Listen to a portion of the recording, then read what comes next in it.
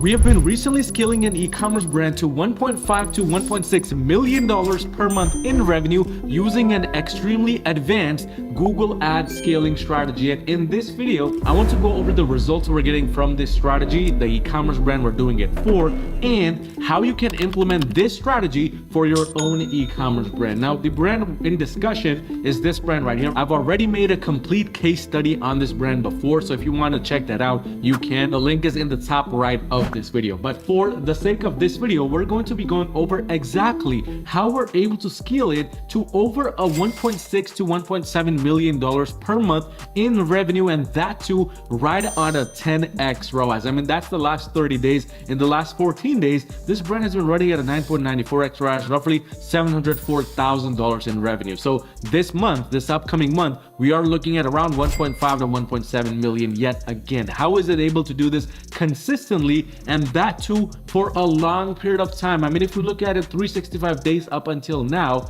on a given month-to-month basis, we can see this revenue has been extremely consistent for as long as we have been running ads for this e-commerce brand. I mean, it started really late last year in June, early June, it was at 1.1 million, but ever since then, it's been steadily increasing, and this year has been the best year so far. But the scaling strategy here, as you see, we have a total of 16 different campaigns, but let's kind of divide these campaigns out and first start talking about the main type of campaigns which we have here, which is these performance max and standard shopping campaigns. Now, originally when we began running ads for this brand, this strategy was not in place at all. This is something we had to do because it is a brand under my Google Ads agency, Your Marketing. But what we did initially is we implemented the TPS approach, which stands for testing, profitability, and scaling. Now, this TPS approach is absolutely mandatory regardless of what niche you're in, what industry you're in, because this is what gets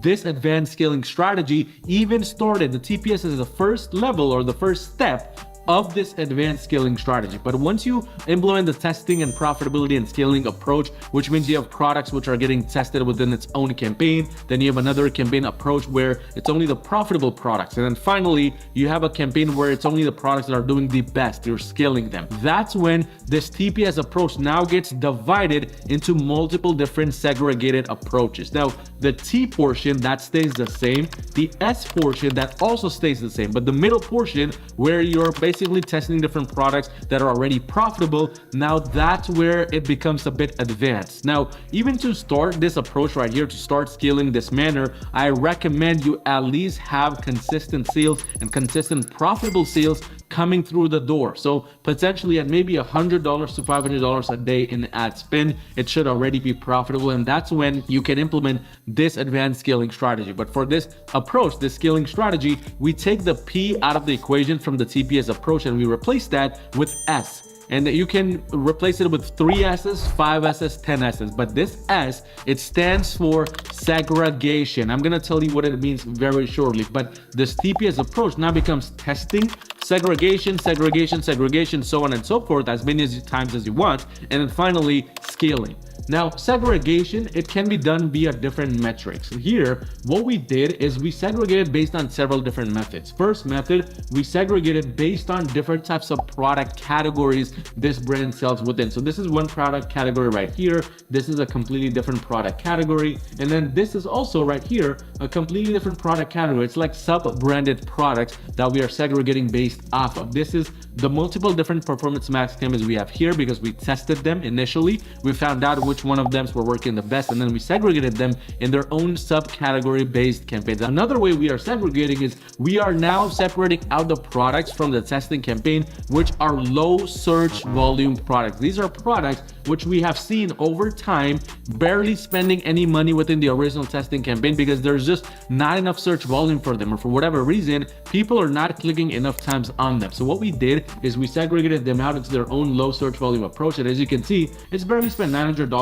but the ROAS is at 12.43x. It more than makes up for this low search volume. It's only 27 sales, but it's still almost $12,000 in extra revenue, which we might have not gotten before if we had not segregated them out this way. So this kind of segregation approach works wonders. And another segregation approach which we are also implementing is the segregation based on the dollar amount. Now here, what we have done is all the products under $500, we have put it inside this campaign right here. We have another campaign right here where it's all the products in that specific subcategory with above $500. So all the products that are 1,000, 2,000, etc. It's in its own campaign. But this is the third level of segregation that we are introducing. Now you can go beyond this. You can go segregation based on different types of profit margins, based on different types of ROAS values, so on and so forth. The main goal here is to expand horizontally to scale, but based on a segregation method. Another segregation approach, which I highly recommend you also have for your brand, is the catch-all segregation method. Now,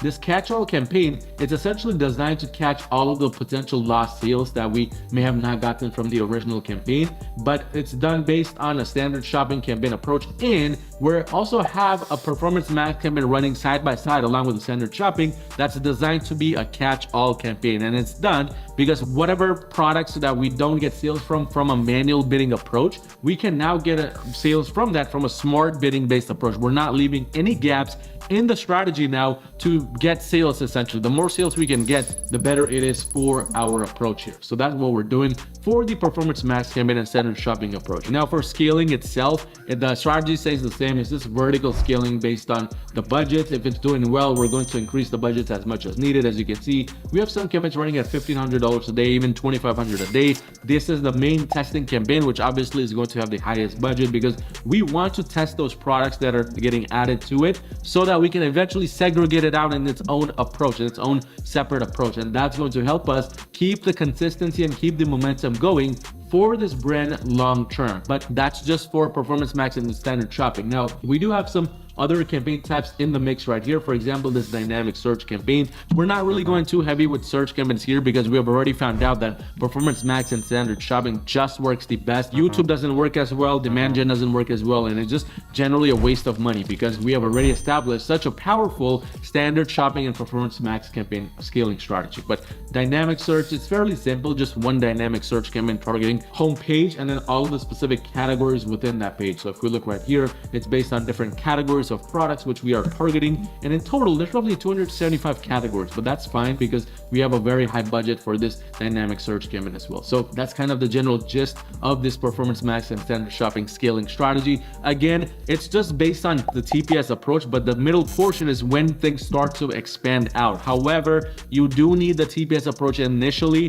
to gain that momentum to get those results first, so that you can eventually incorporate this segregation strategy within your entire approach. Otherwise, if you jump right into it, it's going to not be as effective, because the only reason why we're able to do this is because we have so much data on a consistent basis. I mean, if we change this to all time, this brand has spent almost $6 million so far in ad spend. It's generated $93 million in revenue. It has tons of data, which can help us now with the segregation approaches, because almost every category for this brand has gotten sales. So it's already very effective. It's doing extremely well. But if you run a brand doing $1 million a year, you need just a little bit of extra help scaling to the very next level. Go onto my website at yourmarketing.com and schedule a free call with me to see essentially how we can work together and make that happen. But check out this video right here on some of my tips to get results fast with Google Ads in 2024 and onwards.